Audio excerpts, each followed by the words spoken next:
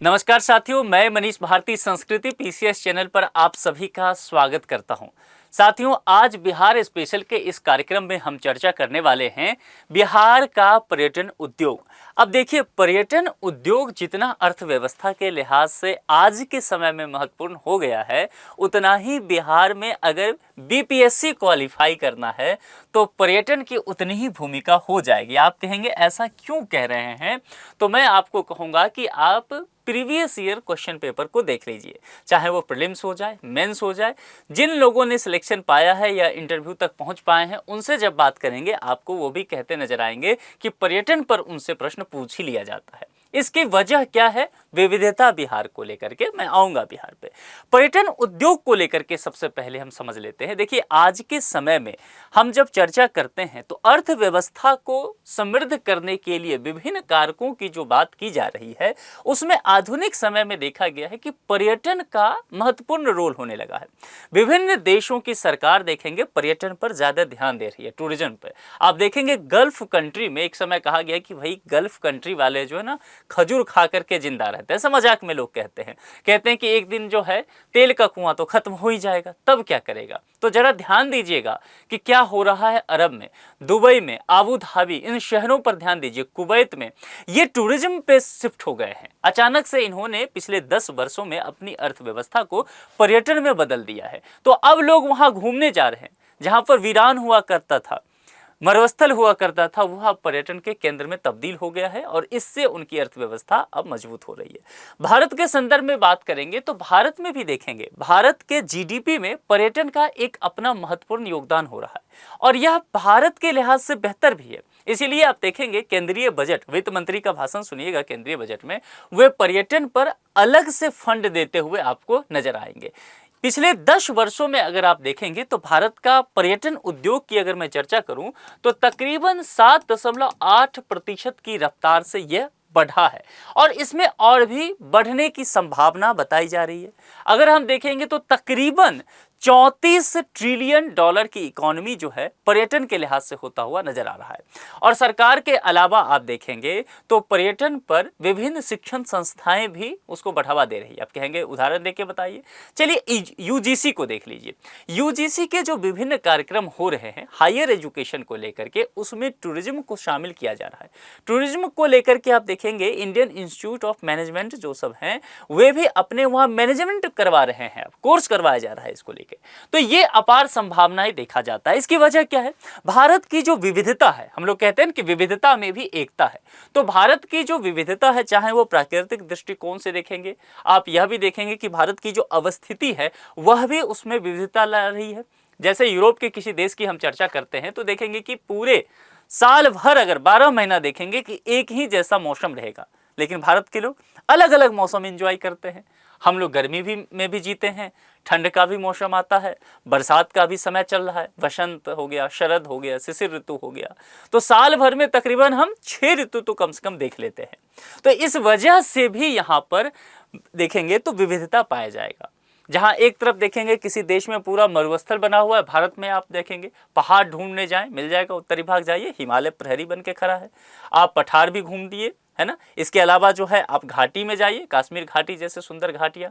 आप चाय के बागान में जाइए, आप नॉर्थ ईस्ट पहुंच जाइए, बहुत सारे जनजातीय समुदाय आपको देखने को मिल जाएंगे। आप मरुस्थल जाइए तो आपको मरुस्थल देखने को मिल जाएगा भारत में। इसके अलावा आपको प्रायद्वीपीय भाग भी भारत में देखने को मिल जाएगा, मैदानी भाग मिल जाएगा, नदियों का यहाँ पर देखेंगे तो एक तांता लगा हुआ है। इन सब वजहों से पर्यटन उद्योग बेहतर होता हुआ नजर आ रहा है और समय के साथ इसमें और भी वृद्धि देखा जा रहा है। तो कुल मिलाकर के यह हम समझने की बात आज करेंगे कि बिहार में जब हम पर्यटन की बात करेंगे, भारत से बिहार में शिफ्ट होइए, और बिहार के पर्यटन को जब हम बात करेंगे तो बिहार में भी विविधता देखी जाती है। हिंट देता हूं, देखिए बिहार जो एक ऐसा जगह रहा है ना, जो विभिन्न धर्मों का स्थान रहा है। जैसे हिंदू धर्म का आप जानते हैं, माँ सीता का जो जन्म स्थान है सीतामढ़ी में, वो बिहार में पड़ जाता है। इसके अलावा अगर आप देखेंगे रामायण सर्किट वहाँ अलग से बना हुआ है। इसके अलावा नदियाँ, गंगा नदी बिहार के बीचों बीच से गुजर रही है। तो जहाँ भी नदी गुजरेगी पर्यटन को अपने साथ लेकर के चलेगी, आप समझ सकते हैं, ठीक है। इसके अलावा देखेंगे अगर आप सिख धर्म का देखेंगे तो वह भी स्थान रहा है, गुरु गोविंद साहब का जन्म स्थान ही बिहार रहा है। इसके अलावा मैं आपसे बौद्ध धर्म की बात करूं तो गौतम बुद्ध उनको ज्ञान ही बिहार में प्राप्त हुआ है, बोध गया में। मैं आपको महावीर स्वामी की बात करूं तो महावीर जी का भी जो है वहां पर जन्म स्थान ही रहा है, वैशाली में, बिहार में। तो कुल मिलाकर के आप देख रहे हैं विभिन्न धर्मों का जुड़ाव बिहार से रहा है। इस वजह से पर्यटन के केंद्र धार्मिक दृष्टिकोण से देखेंगे तो वह बनता आपको वहां पर नजर आएगा। तमाम बिंदुओं पर आज मैं चर्चा करूंगा, एक झलक दे दिया पहले ताकि आप ध्यान रखिए कि बिहार के पर्यटन पर हम विस्तार से चर्चा करने वाले हैं। देखिए यहाँ पर बड़ी संख्या में हर वर्ष लोग आते हैं। पिछले कुछ समय से देखा गया है कि बिहार पर्यटन में बहुत बेहतर करता हुआ नजर आया है। बिहार सरकार अलग से पर्यटन विभाग भी बना करके रखी, एक मंत्रालय ही है, समर्पित रूप से काम कर रहा है।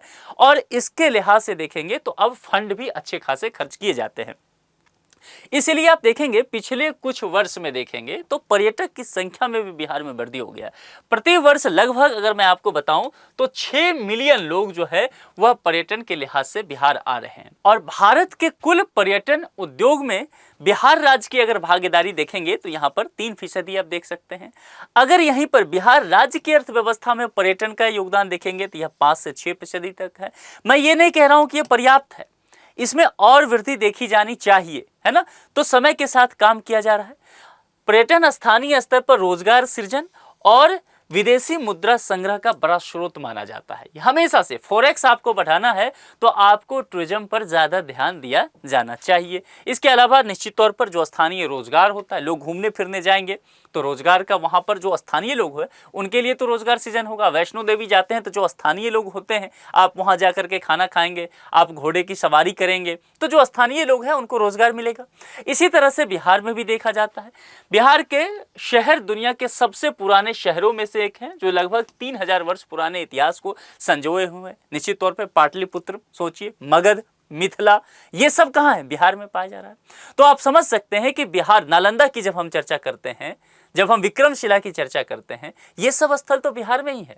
तो इसीलिए भी कहा जा रहा है कि बिहार में ऐतिहासिक रूप से पर्यटन के लक्षण दिखते हैं। इसीलिए यहाँ पर एक समृद्ध संस्कृति आपको दिखेगा, विरासत के प्रमाण दिखने शुरू हो जाएंगे।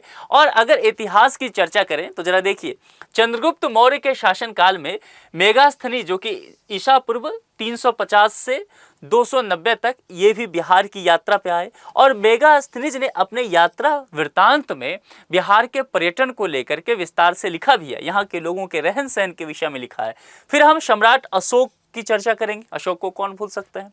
तो अशोक के शासनकाल में डायोनिशियस की पाटलिपुत्र शहर की यात्रा हुआ था और इन्होंने भी अपने यात्रा वृत्तांत में पाटलिपुत्र का चर्चा विस्तार से किया है। 7वीं शताब्दी में आई चिंग और हेनसांग की नालंदा यात्रा, जिसमें बौद्ध धर्म के विषय में लिखा गया, नालंदा के विषय में लिखा गया, किस तरह से शिक्षण दीक्षण का कार्यक्रम वहाँ कराया जाता है, किस तरह से विहार की चर्चा की गई, किस तरह से बौद्ध भिक्षु रहते हैं, शासन व्यवस्था क्या बना हुआ है, सामाजिक ढांचा क्या है, ये सब आपको इनके यात्रा वृत्तांत में मिल जाएगा। आप चाहें तो इनकी यात्रा वृत्तांत पढ़ सकते हैं, आपने कुछ हद तक पढ़ा भी होगा। आप पीसीएस की अगर तैयारी कर रहे हैं या यूपीएससी की सिविल सर्विसेज की पढ़ाई में आपने ये सब किया होगा। राज्य में पर्यटन को 5 भागों में बांट सकते हैं। अब यहाँ से मैं आपको अलग अलग क्षेत्र पे ले चलूंगा ताकि आपके लिए समझना आसान हो सके। ठीक है, 5 भाग में बांटेंगे। तो सबसे पहले हम तीर्थ पर्यटन को देख लेते हैं। ठीक है, तीर्थ के स्तर पर इसमें देखेंगे तो जैसा मैंने कहा, कई धर्मों का जो है ये उद्गम स्थल ही रहा है। जैसे कि जैन धर्म को लेकर के बात करते हैं, है ना, बौद्ध धर्म को लेकर के बात करते हैं, सिख धर्म के जो 10वें गुरु हुए गुरु गोविंद साहब, हिंदू धर्म से जुड़े स्थल भी आपको यहाँ पर मिल जाएगा। अगर हिंदू धर्म से देखेंगे तो गया एक ऐसा शहर है जो कि फल्गु नदी के किनारे है। पिंड दान करने के लिए लोग वहाँ जाते हैं। बोध गया की चर्चा आप जानते ही हैं, जो भी लोग बौद्ध धर्म से संबंधित है वहाँ जाते हैं। पावापुरी जैन धर्म से, जैन धर्म का तो उद्गम स्थल भी रहा है। पटना जो साहिब जो है सिख धर्म के लिए, मनेर और फुलवारी शरीफ जो है मुस्लिम समुदाय के लिए बहुत ही पवित्र स्थान में से एक देखा जाता है, ये मनेर और फुलवारी शरीफ को। और राजगीर और वैशाली जो है आप जानते हैं, और बोध गया भी इसमें बौद्ध धर्म के लिए देखा जाता है। तो कुल मिलाकर के अगर आप देखेंगे तो बिहार जो है आपको तीर्थ पर्यटन को अपने आप में समेटे हुए है। ऐतिहासिक पर्यटन के लेकर के चर्चा कर लेते हैं। अगर ऐतिहासिक पर्यटन का क्या तात्पर्य है, सबसे पहले तो ये समझ लीजिए, यानी कि हम प्राचीन भारत में एंट्री मारेंगे, है ना। तो प्राचीन भारत में जो ऐतिहासिक महत्व के विषय हैं, क्या उस शहर को, क्या उस कहानी को बिहार अपने में संजो करके रख रहा है। अब मैंने पहले भी कहा हम मगध की चर्चा करेंगे। हमने पहले भी कहा कि भाई वैशाली जो है, जिसे कहा गया कि दुनिया का पहला गणतंत्र कहीं से उत्पन्न हुआ, वह वैशाली से हुआ। वैशाली गणराज्य से, और वह बिहार में स्थित है। हमने विक्रमशिला की चर्चा किया, सोचिए उस विश्वविद्यालय के विषय में, नालंदा विश्वविद्यालय के विषय में, बिहार शरीफ, इन सब चीज़ों पर विस्तार से देखेंगे तो यह ऐतिहासिक स्थल में आपको आएंगे। खेलकूद पर्यटन को लेकर के चर्चा करते हैं। देखिए लगातार क्या हो रहा है कि बिहार में खेल कूद को अब बढ़ावा दिया जा रहा है। निश्चित तौर पर इसमें किसी को शंका नहीं है कि खेल कूद के मामले में बिहार थोड़ा सा पिछड़ जरूर सा गया है, लेकिन समय के साथ, जैसे अभी आप जानते हैं स्पोर्ट्स कॉम्प्लेक्स का उद्घाटन किया गया है राजगीर में, हाल ही में 4-5 दिन का खबर है और बहुत इंपॉर्टेंट न्यूज़ है, सभी लोग उसको तैयार कर लीजिए, वो पूछा जाएगा इस बार। अब तो देखिए आप लोग का आ ही गया है कि एग्जाम होने वाला है नवंबर में, तो फिर उसको तैयार कीजिए। बिहार राज्य में अगर देखेंगे तो वर्ष 1980 के दशक से खेल कूद पर्यटन का प्रचलन उसके बाद बढ़ा है।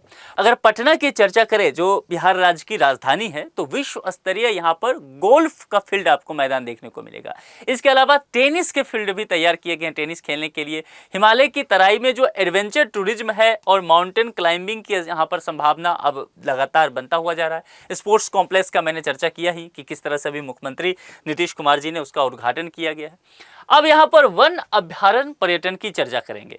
तो वन अभ्यारण्य का क्या मतलब हुआ, एक तरह से हम पर्यावरण से जुड़े हुए पर्यटन को लेकर के बात करने वाले हैं।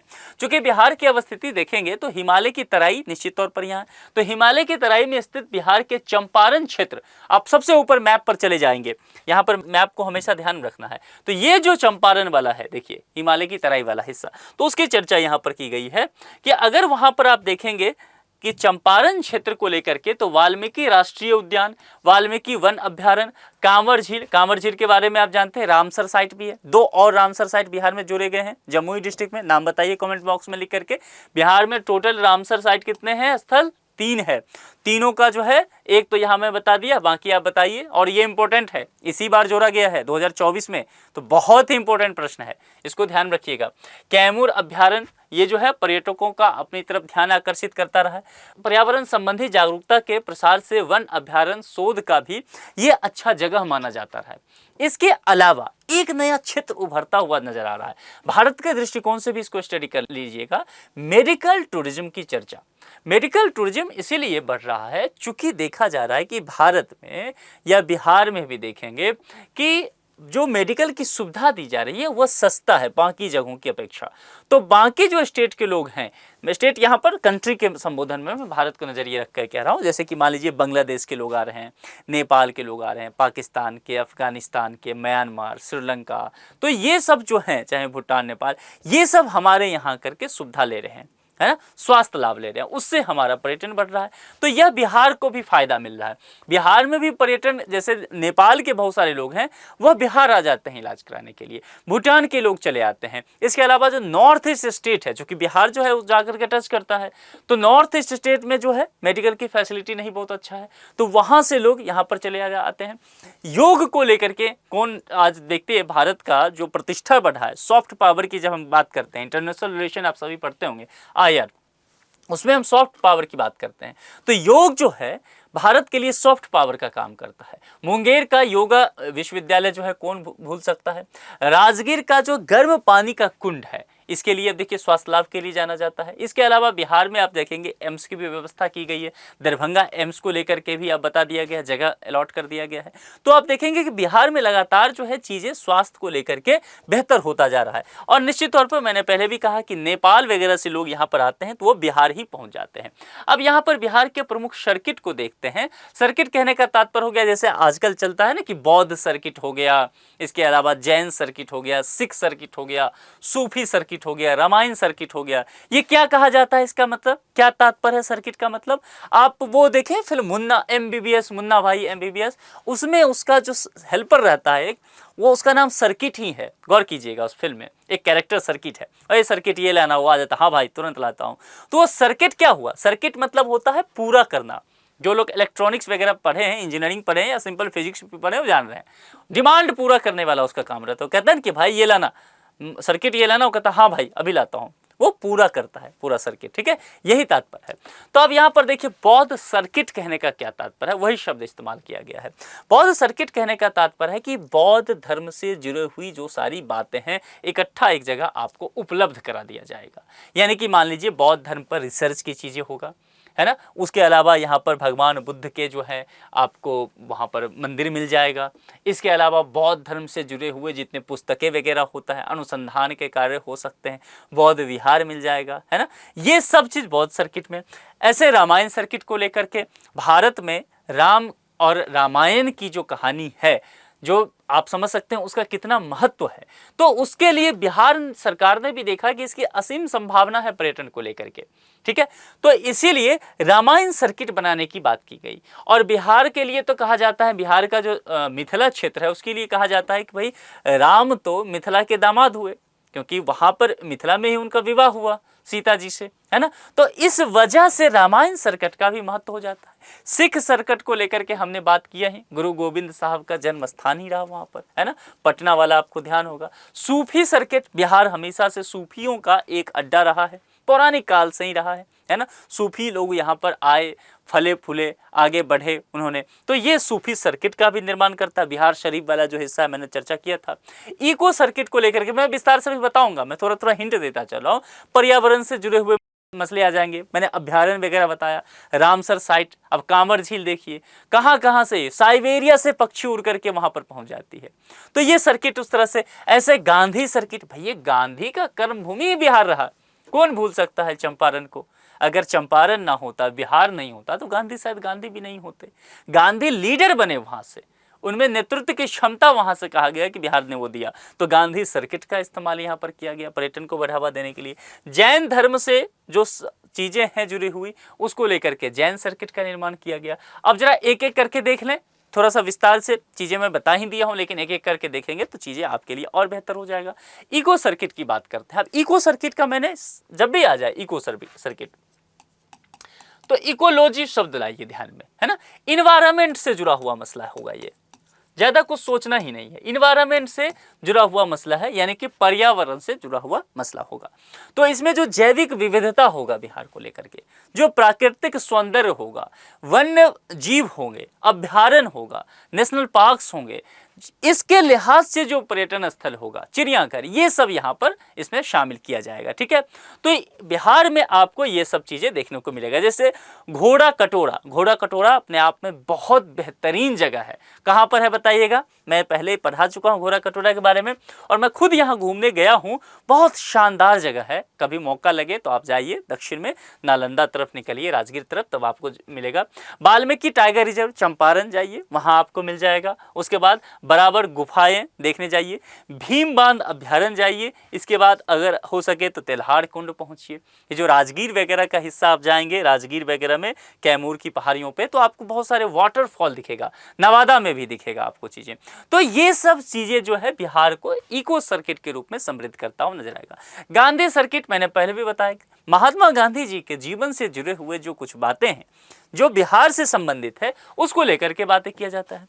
राजकुमार शुक्ल तो आप लोगों ने पढ़ा होगा मॉडर्न हिस्ट्री पढ़ते हुए। 1917 में गांधी जी पहली बार सत्याग्रह आंदोलन करते हुए नजर आए। चंपारण में जाकर के राजकुमार शुक्ल जो है उनको आमंत्रित किए कि जनाब आइए, हमारे यहाँ स्थिति बहुत खराब है, नील की खेती करना पड़ता था, इस वजह से जो है अंग्रेज बहुत परेशान करते थे। तो गांधी जी वहाँ पहुँचे, ठीक है। इसको लेकर के जो है चंपारण में गांधी सर्किट जो है वह एक ऐतिहासिक स्थल के रूप में बना दिया गया। गांधी जी के चीज़ों को समझना है तो वहाँ जाकर के आप समझ सकते हैं। पूर्वी चंपारण और गांधी घाट देखिए, घाट वगैरह का भी पटना में, हालांकि ये गांधी घाट पटना में है, ध्यान रखिएगा। तो जो NIT घाट है ना, वहीं आसपास में सारे घाट बनाए गए हैं। तो वहाँ पर जाएंगे तो आपको संग्रहालय मिल जाएगा, किस तरह से देश गुलाम था, गांधी जी ने किस तरह से काम किया, बिहार की जनता को कैसे बेहतर किया, इस लिए शिक्षा के लिए, जागरूकता के लिए, स्वच्छता के लिए। गांधी जी का बहुत ध्यान स्वच्छता को लेकर के भी होता था। तो ये सारे चीजें आपको गांधी सर्किट में देखने को मिल जाएगा, ठीक है। अब जैन सर्किट को लेकर चर्चा करेंगे तो जैन धर्म से संबंधित जो बातें हैं उस पर जोर दिया जाएगा जब भी ये चीजें आए। जैसे कि बिहार में देखेंगे तो 12वें तीर्थकर हुए वासुपूज्य जैन धर्म के, और 24वें तीर्थकर कौन थे, महावीर जैन।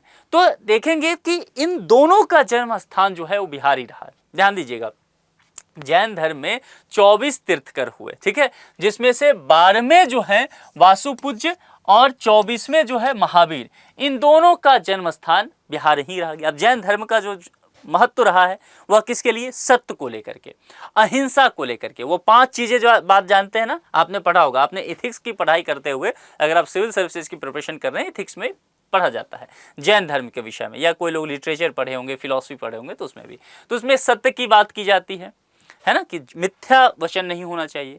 अहिंसा की बात की जाती है, यानी कि हिंसात्मक गतिविधि ना होना चाहिए।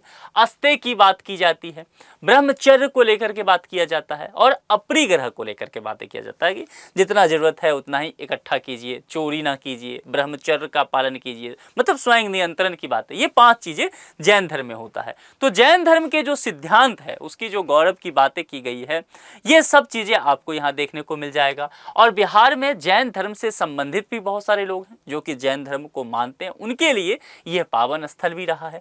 और यहाँ पर देखेंगे वैशाली को लेकर के भी मैंने किया, वो एक जगह ही है जहाँ जैन धर्म के लिए सबसे प्रतिष्ठित जगह माना जाता है। जैन धर्म के अंतिम तीर्थकर जो है, जैसा कि मैंने बताया कि महावीर स्वामी का जन्म भी यहाँ हुआ। तो प्रमुख जैन मंदिर के विषय में भी एक बार समझ लेते हैं, तो आपके लिए वह आसान हो जाएगा। देखिए, पावापुरी जब आप जाएंगे तो वहां पर आपको जल मंदिर, आप मुझे बताइएगा कि आप लोग जो है किस किस जगह पर घूमने गए हैं। जैसे मैं यहाँ जा चुका हूँ, है ना, जल मंदिर जो पावापुरी में है, मैं यहाँ जा चुका हूँ। जो नालंदा में ये जो जैन मंदिर है कुंडलपुर में, मैं यहाँ भी घूमने गया हूँ। ऐसे आप लोग भी बताइए कि आप कहाँ कहाँ गए। जैसे मुझे इंटरेस्ट है ट्रैवलिंग का, तो मैं जगह जगह जहाँ भी जाता हूँ वहाँ के चीज़ों को देखता समझता हूँ। तो ऐसे आप लोग कहाँ गए हैं, किस डिस्ट्रिक्ट में, मुझे बताइए। दूसरी बात, आप जिस डिस्ट्रिक्ट में बिहार में रहते हैं वहाँ पर क्या क्या घूमने फिरने की जगह है, तो आप कमेंट बॉक्स में बताइए। बाकी दोस्तों को भी, मुझे भी बताइए कि आपके यहाँ क्या चीज़ें हैं। मैं भी कभी आऊँ घूमने के लिए तो आऊँगा आपके डिस्ट्रिक्ट में। पावापुरी जल मंदिर जो कहाँ पर पड़ता है, नालंदा में पड़ता है।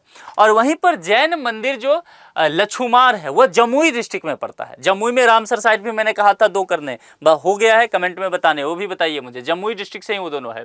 जैन मंदिर नाथनगर जो है वो भागलपुर में पड़ता है। और बासो कुंड वैशाली जैन मंदिर, कुंडलपुर जो है वह आपको जैन मंदिर, और कमलदेह जैन मंदिर कहाँ पर, पटना में पड़ता है। तो संबंधित ये कुछ जैन मंदिर है। इतना ही नहीं है, इसके अलावा भी बहुत सारे जैन मंदिर हैं। कुछ प्रमुख जैन मंदिर की मैंने आपसे चर्चा किया। अब बौद्ध सर्किट पे आ जाते हैं। बौद्ध सर्किट कहने का तात्पर्य है भगवान बुद्ध के जीवन से संबंधित जितनी भी गतिविधियां हैं उसको लेकर के चर्चा किया गया है। आप जानते हैं भगवान बुद्ध को ज्ञान कहाँ पर प्राप्त हुआ, बिहार में ही, बोध गया में ज्ञान प्राप्त हुआ। तो उनसे जुड़े हुए जो पवित्र स्थल हैं उसको लेकर के, जैसे कि मान लीजिए भगवान बुद्ध का जन्म स्थान हो गया, आत्मज्ञान प्राप्त स्थल कहाँ पर रहा, उन्होंने प्रथम उपदेश कहाँ पर दिया, और फिर निर्माण प्राप्त स्थल जो है, इन सब चीजों को लेकर के बातें किया गया है। बौद्ध सर्किट के प्रमुख स्थान, अब बताइएगा यहाँ कहाँ कहाँ आप लोग गए हैं। जैसे कि केसरिया स्तूप, केसरिया स्तूप कहाँ पर पड़ता है, पूर्वी चंपारण में पड़ता है। और ये जो है विश्व शांति स्तूप नालंदा में, मैं यहाँ जा चुका हूँ। आप लोग कहाँ गए हैं बताइएगा। महाबोधि मंदिर गया, मैं यहाँ भी जा चुका हूँ। उसके बाद सुजाता गढ़ स्तूप जो है गया, मैं यहाँ भी पहुँच चुका हूँ। भागलपुर विक्रमशिला विश्वविद्यालय के जो अवशेष अब बचे हैं, आप जानते हैं नालंदा विश्वविद्यालय नालंदा में है, अब तो न्यू कैंपस भी उसका ओपन हो गया वहीं से 20 किलोमीटर की दूरी में, और विक्रमशिला जो है वो भागलपुर में है। तो इसको लेकर के भी आप लोग बताइए कि जिस तरह से नालंदा विश्वविद्यालय का फिर से एक नया कैंपस बनाया गया, क्या विक्रमशिला विश्वविद्यालय का एक नया कैंपस बनाया जाए, चूंकि निश्चित तौर पर पौराणिक ये विश्वविद्यालय रहे हैं उस समय के, और बिहार का गौरव ही नहीं पूरे देश का गौरव रहा है, पूरे समाज का गौरव रहा है, विश्व की धरोहर है ये सब चीजें। अशोक स्तंभ जो है वो कहाँ पर पड़ता है, वैशाली में। कितने लोग अशोक स्तंभ जाकर के देखे हैं जरा बताइए। और बुद्ध अवशेष स्तूप यह कहाँ पर पड़ता है, यह भी वैशाली में पड़ता है। तो ये सारी चीजें आपको ध्यान में रखना है। रामायण सर्किट को लेकर के बात करते हैं। भारतीय समाज और उसमें रामायण ना हो, उसमें राम ना हो, फिर कैसा समाज होगा, जरा सोच सकते हैं। अहिल्या स्थान को लेकर के मैं चर्चा करूंगा कि अहिल्या का उद्धार किस तरह से श्री राम ने किया, इस पर हम बात करेंगे। देखिए, हिंदू धर्म या सनातन परंपरा को बात में लाएं तो बिहार का भी उसमें अपना एक महत्वपूर्ण योगदान मिलता है। बिहार की बहुत सारी पौराणिक धरा जो है वह भगवान मर्यादा पुरुषोत्तम श्री राम और माता सीता की जो कहानियां हैं उसमें आपको देखने को मिल जाएगा। भगवान राम और सीता की जो कथाएं का उल्लेख है, ये सारे चीजें इस सर्किट में आपको देखने को मिल जाएगा। अब रामायण सर्किट के प्रमुख स्थान को अगर देखेंगे तो एक तो मैंने अहिल्या स्थान का बात बताया है, इसके अलावा भी सीतामढ़ी में भी देखने को मिलेगा। चूंकि देखिए, सीतामढ़ी वह जगह है जहां से माँ सीता, जमीन कहते हैं कि राजा जनक जो है हल जोतने गए थे, है ना, लंबे समय से बारिश नहीं हो रहा था, अकाल हो गया था, तो पुरोहितों ने कहा कि भाई इस तरह से हो सकता है कि अकाल दूर हो जाए, बारिश हो जाए, कि राजा खुद हल चलाए। समझ रहे हैं? तो राजा जो जनक हैं वो खुद जब हल चलाने गए हैं तो खेत में क्या हुआ कि हल का जो लगा रहता है उससे एक घड़ा निकला और उसमें एक बच्ची थी, जिसके विषय में कहा गया कि यही आगे चल के सीता हुई। ठीक है, तो जन्म स्थान सीतामढ़ी रहा और राज दरबार कहाँ रहा? जनकपुर, राजा जनक का। वो अब नेपाल में पड़ता है, लेकिन ये पूरा एरिया जो है वह मिथिला ही कहा जाता है। इसीलिए कहते हैं ना कि राम का जो ससुराल भगवान श्री राम का वो मिथिला में है, तो वहाँ के दामाद भी हुए। तो रामायण सर्किट का इसलिए भी बहुत महत्वपूर्ण हो जाता है। अहिल्या स्थान के विषय में क्या जानते हैं? इससे भी जरूरी एक कहानी है, ये कहानी आप मुझे सुनाइए। क्या कहानी है, कहाँ पर ये अहिल्या स्थान है, लिख के कमेंट बॉक्स में बताइए। ठीक है, सिख सर्किट की बात करते हैं। सिख धर्म के जो 10वें गुरु हुए, गुरु गोविंद सिंह का जन्म कहाँ हुआ? बिहार में हुआ। और तख्त श्री हरमंदिर जी साहब पटना साहिब जी के नाम से भी जाना जाता है। इसको नोट कर लीजिएगा। प्रकाश पर्व जो होता रहता है, आप सुनते होंगे, उसमें इसका महत्व हो जाता है। पूछा जा सकता है, पूछा गया भी है तो पूछा जा सकता है आगे भी। पटना में उनकी जन्मस्थली पर एक भव्य गुरुद्वारा बना हुआ है। ठीक है, सिख सर्किट के प्रमुख स्थान कहाँ है? यही है, तख्त श्री हरिमंदिर जी पटना साहिब। तो पटना कभी जाना हो तो निश्चित तौर पर इस जगह पर जाइए। ठीक है, ये बहुत ही बेहतर जगह है, बहुत अच्छा आपको लगेगा। भव्य मंदिर का यहाँ पर निर्माण है। और फिर गुरुद्वारा गुरु का बाग जो है पटना में, यह भी दिखेगा। गुरुद्वारा हांडी साहिब का जो है वह भी पटना में आपको देखने को मिलेगा। और कंगन घाट ये भी बहुत खूबसूरत तैयार किया गया है, ये भी पटना में ही है। इसके अलावा गुरुद्वारा बाल लीला जो है यह भी आपको पटना में देखने को मिलेगा। और पटना में प्रकाश पुंज की बातें भी मैंने कहा कि लगातार जो उत्सव मनाए जाते हैं प्रत्येक वर्ष, यह भी देखने को मिलेगा। प्रकाश वर्ष के रूप में उसे जानते हैं। ठीक है, इसके अलावा सूफी सर्किट को लेकर के बात करूं, मैंने कहा था सूफीवाद का जब प्रचलन हुआ तो बिहार भी इससे वंचित नहीं रहा था। बिहार में भी सूफी लोगों का, सूफी संत जो हुए और उसके जो उपदेशक हुए, उनका आगमन हुआ। और यहाँ पर देखेंगे सूफी संतों और उपदेशकों की मस्जिदों और खानकाहों का निर्माण हुआ। इसे शिक्षा के केंद्र के रूप में भी बदला गया है। जैसे कि फुलवारी शरीफ को लेकर के मैं बात करूं, आपको मनेर शरीफ की चर्चा मैंने किया था, बिहार शरीफ की चर्चा किया था। ये सब ऐसे जगह रहे हैं जो सूफीवाद को लेकर के अपनी दावा पुष्ट करते हुए नजर आए। सूफीवाद को बढ़ावा देने का काम भी किया गया है। प्रमुख स्थान में देखेंगे तो मनेर शरीफ। अब मनेर शरीफ कहाँ है? तो पटना में है। ठीक है, तो कभी पटना जाना हो और सूफी संगीत में इंटरेस्ट रखते हो, है ना, सूफी विचारधारा में आपको जानने की इंटरेस्ट हो, तो ये सब जाकर के आप मंदिर शरीफ घूम सकते हैं। अमझर शरीफ जो है वह औरंगाबाद में पड़ता है। ठीक है, उसके अलावा देखेंगे अगर ये शेरशाह सूरी का मकबरा, शेरशाह सूरी का मकबरा आपको कहाँ मिलेगा?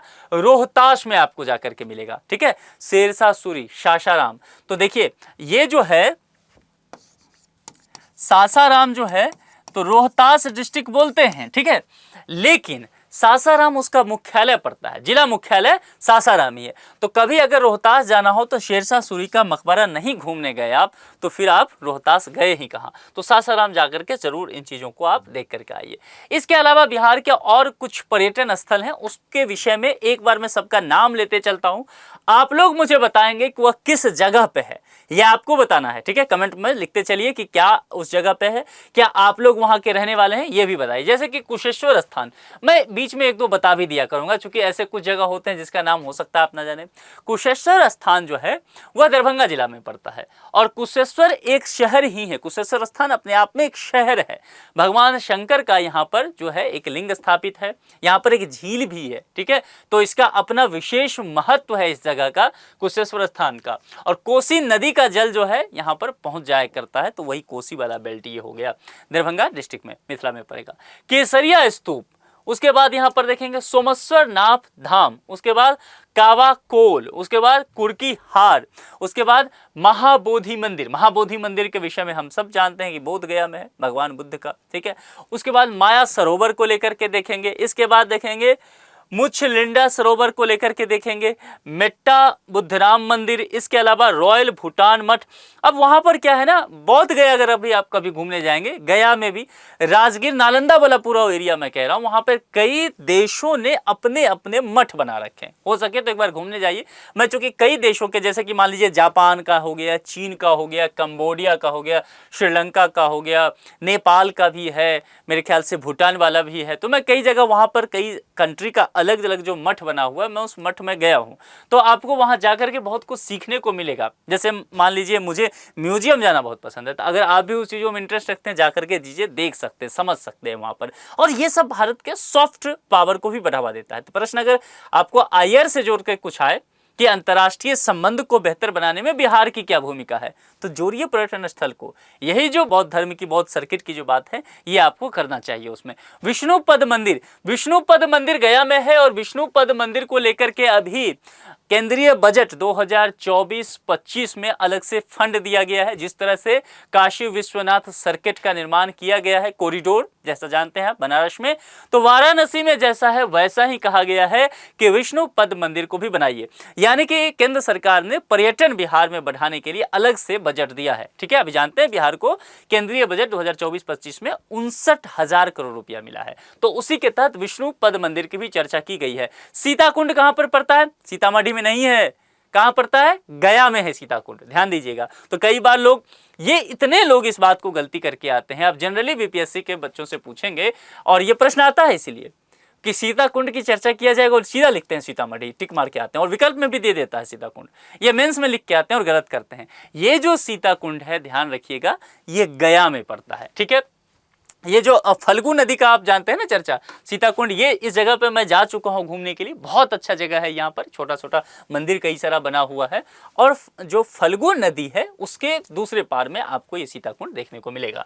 उसके बाद सुजातागढ़, सीताकुंड के विषय में अपना एक महत्व भी है कि सीता जी जो है, राम जी यहाँ पहुँचे थे, और महाराज दशरथ के लिए पूजा पाठ इन्होंने यहाँ पर रखा था। ठीक है, फल्गु नदी को श्राप भी जो दिया गया, वो यही कहा गया कि फल्गु नदी को श्राप भी सीता जी ने ही दिया था। तो इसकी अपनी एक विशेष कहानी है। तो इसके विषय में कोई लोग जानते हैं, गैस हो, कमेंट बॉक्स में लिख के बताइए कि क्या वो कहानी है। सुजातागढ़ स्तूप जो है वह कहां पर पड़ता है? ये भी गया में है। ठीक है, ध्यान देना है, ये सब पूछा जाता है। इसके अलावा देखेंगे बुद्ध का ये जो 80 फीट बुद्धा देखेंगे, ये कहां पर? गया में। दूर से ही आपको दिखेगा, आप गया में जाएंगे, बहुत विशाल है, बहुत बेहतर है। थावे मंदिर जो है ये कहां पर पड़ता है? गोपालगंज में पड़ता है। और जैन मंदिर में लछुआरा पहले भी बता चुका हूं, ये जमुई में। और नागार्जुनी गुफा की चर्चा करेंगे, नागार्जुनी गुफा जो है अलग से लिख लीजिए, प्रश्न आता है, ये जहानाबाद में है। ठीक है, और बराबर गुफा पर भी प्रश्न आ चुका है, यह भी जहानाबाद में है। तो ये दोनों जो है जहानाबाद में अगर बात कर ही रहे हैं तो एक और बता देता हूं, हजरत बीबी कमाल का जो मकबरा है यह भी जहानाबाद में पड़ता है।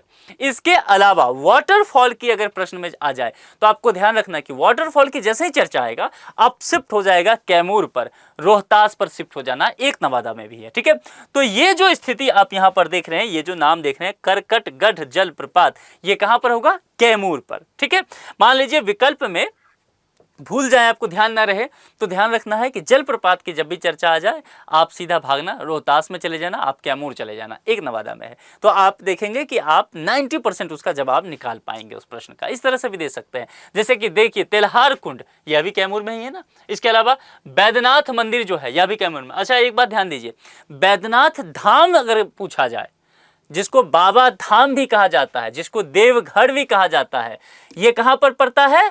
ये देवघर शहर है, कहां पर है? झारखंड में, वहां पड़ता है। लेकिन अगर यहां पर बैद्यनाथ मंदिर की चर्चा की गई तो कैमूर में। खूब लोग गलती करके आते हैं, जम के गलती करके आते हैं। इतना आसान प्रश्न है ये, थोड़ा सा घुमाता है और अब सब घूम जाते हैं, तो ये ध्यान रखना, कंफ्यूज नहीं। बैद्यनाथ धाम नहीं है, बैद्यनाथ मंदिर है, कैमूर। बैद्यनाथ धाम देवघर, विकल्प में दोनों रहता है और लोग गलत करके आते हैं। ठीक है, क्योंकि फेमस वही है। मां मुंडेश्वरी देवी मंदिर कहां पर पड़ता है? यह भी कैमूर में है। इसके अलावा हरसु ब्रह्मा मंदिर कहां पर है? यह भी कैमूर में है। उसके बाद अशोक धाम, अशोक धाम कहां पर पड़ता है? लखीसराय, बेगूसराय के नजदीक में छोटा सा डिस्ट्रिक्ट है लखीसराय, वहां पर। जो लोग वहां के हैं बताइए मुझे। उसके बाद अशोक स्तंभ कहां पर है? नालंदा में, हम सब जानते हैं। उसके बाद इब्राहिम बाया मकबरा कहां पर पड़ता है? नालंदा में, इसके विषय में भी हम सब जानते हैं। काले बुद्ध, ये अपने आप में, अगर नालंदा कभी जाना हो तो काले बुद्ध भी देखने जा सकते हैं। दरअसल है क्या, भगवान बुद्ध की एक प्रतिमा है जो पूरी तरह से काले कलर में है, ब्लैक कलर में। देखिए ये दिख भी रहा होगा थोड़ा हद तक, आप ध्यान मुद्रा में है, और ये नालंदा में ही है। इसके बाद घोड़ा कटोरा का मैंने चर्चा किया ही, पूरा झील है बहुत बड़ा सा, बीच में एक भगवान बुद्ध का यहाँ पर स्तूप देखने को मिलेगा, यह भी कहाँ पर पड़ता है? नालंदा में। ठीक है, और उसके बाद छोटी दरगाह, ये कहाँ पड़ता है? यह भी नालंदा में पड़ता है। उसके बाद ब्रह्मकूट नालंदा, बड़ी दरगाह बड़ी दरगाह प्रश्न पूछा जा चुका है, इसलिए अलग से जान लीजिए। यह भी नालंदा में बहुत सारे लोग क्या करेंगे, बिहार शरीफ का टिक लगा के आते हैं। तो बिहार, जब भी ये पूछा जाएगा बड़ी दरगाह, तो बिहार शरीफ एक विकल्प में डालता है, टिक लगा के आते हैं बिहार शरीफ नहीं। ये जो है यह भी नालंदा में है। मणियार मठ नालंदा, मैं पहले बता दूं कि सिनॉप्सिस जब बनाते हैं तो अलग से नालंदा लिख के क्या क्या जगह है ये लिख लीजिएगा। वहाँ पर राजगीर में क्या क्या जगह है ये अलग से लिख लीजिएगा। उसके बाद रोहतास में क्या है, कैमूर में क्या है, आप देखेंगे अगर ये 4-5 जगह, वैशाली भी लिख लीजिए और पटना लिख लीजिए, आप देखेंगे उसके पास जगह ही, उसके बाद आपके पास ऑप्शन ही नहीं बचेगा, आप बहुत सारे प्रश्नों का फिर जवाब दे ले जाएंगे। 4-5 जगह है मेन। देखिए जैसे नालंदा देखेंगे, विश्व शांति स्तूप, यहाँ भी मैं घूमने गया हूँ, बहुत प्यारा जगह है। तो यहाँ पर भी आपको देखेंगे इसमें एक पटना वाला भी ऑप्शन रहता है, और कुछ लोग पटना मार के आते हैं क्योंकि पटना में भी एक शांति स्तूप है। उसके बाद विरायतन जो है वह भी नालंदा में। उसके बाद कमलदा जैन मंदिर जो है, कमलदा जैन मंदिर वैशाली में नहीं है, विकल्प में वैशाली दिया रहता है, लोग टिक लगाते हैं, पटना में है, ये ध्यान रखिएगा।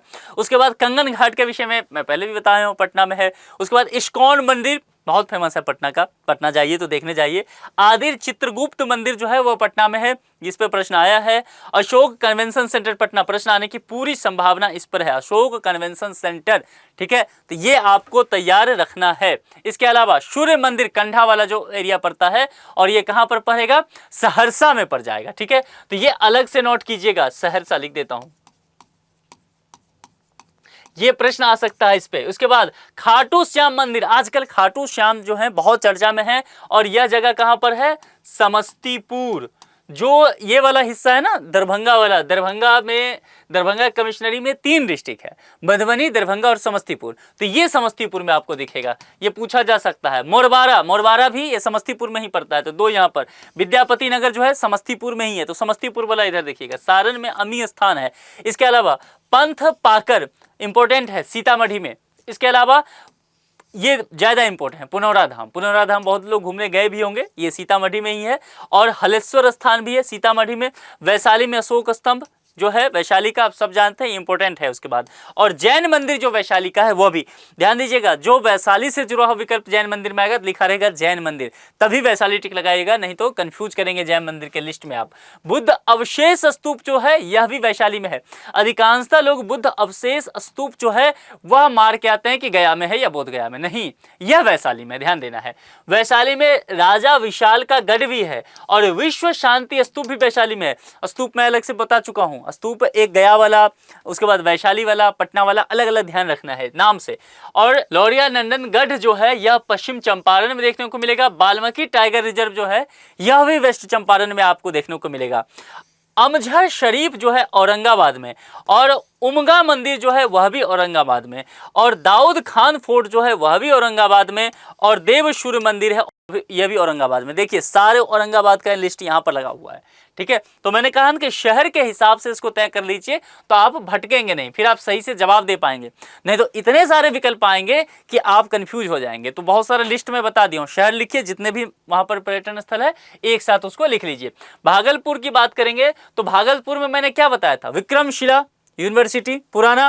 तो अब देखिए विक्रमशिला से संबंधित जो भी चीज आएगा उसको भागलपुर में ले जाना है आपको। तो अब डॉल्फिन जानते हैं, गंगा की डॉल्फिन, गंगा की डॉल्फिन बहुत फेमस है, इसको लेकर के मैंने बताया भी था पिछले लेक्चर में। तो विक्रमशिला डॉल्फिन अभ्यारण्य कहाँ पर पड़ेगा, विक्रमशिला कहाँ पर, भागलपुर में, तो सीधा भागलपुर टिक लगा देना है, ऐसे समझना है। उसके बाद विक्रमशिला विश्वविद्यालय भागलपुर, सिंपल सी बात है। विक्रमशिला विश्वविद्यालय का अवशेष कहाँ पर, भागलपुर, याद ही नहीं करना है। उसके बाद ओढ़नी डैम, ओढ़नी डैम से प्रश्न आ सकता है, कहाँ पर है, बांका, लिख लीजिए, इंपॉर्टेंट है। ओढ़नी डैम जो है वह बांका में है। उसके बाद मंदार पर्वत कहाँ पड़ता है, बांका। उसके बाद कांवर झील प्रश्न आएगा, लिखिए इसको, बेगूसराय। कांवर झील, कांवर झील जो है रामसर स्थल भी है। किस ईस्वी में इसको रामसर स्थल घोषित किया गया बताइए जरा। अजबैगीनाथ मंदिर कहां पर, ये भागलपुर में, तो भागलपुर के लिस्ट में इसको भी शामिल कीजिए। ये सारे प्रमुख हैं, इसके अलावा भी बहुत सारे हैं, बहुत सारे का अब संभव है उतना का नाम नहीं दिया जा सकता है। तो अपने तरफ से भी जिस भी जगह पे आप रहने वाले हैं उसके आसपास देखिए, चूंकि देखिए पीसीएस में होता क्या है ना, काफ़ी फैक्चुअल हो जाता है। बहुत सारे छोटे छोटे मंदिर कहाँ पर है, मस्जिद कहाँ पर है, और बिहार है तो वहाँ पर मंदिर भी है, मस्जिद भी है, बौद्ध धर्म से संबंधित चीज़ें हैं, जैन धर्म से संबंधित चीज़ें हैं, तो वो आपसे पूछा जा सकता है। खास करके आपको करना क्या है, कि जो भी चीज़ें बौद्ध धर्म से हो और जो भी चीज़ें जैन धर्म से हो, इसके लिए अलग से चीज़ें तैयार कर लीजिए, सारे लिस्ट एक साथ, किस शहर में ये, क्योंकि ये पूछा जाता है खूब, बौद्ध धर्म और जैन धर्म से देखेंगे तो यहाँ पर गलती करने के चांसेस आपके कम हो जाएंगे। तो आज के इस लेक्चर में इतना ही रखते हैं। आपको लेक्चर कैसा लगा जरूर लिख के बताइए। किस डिस्ट्रिक्ट से आप आते हैं, आपके डिस्ट्रिक्ट में, आपके गाँव शहर में जहाँ भी आप रहने वाले हैं, वहाँ पर क्या घूमने फिरने का स्थल है, पर्यटन स्थल है, तो उसको लिख करके मुझे कमेंट बॉक्स में जरूर बताइए। आज के इस लेक्चर में इतना ही। अपना विशेष ख्याल रखिए। Thank you so much.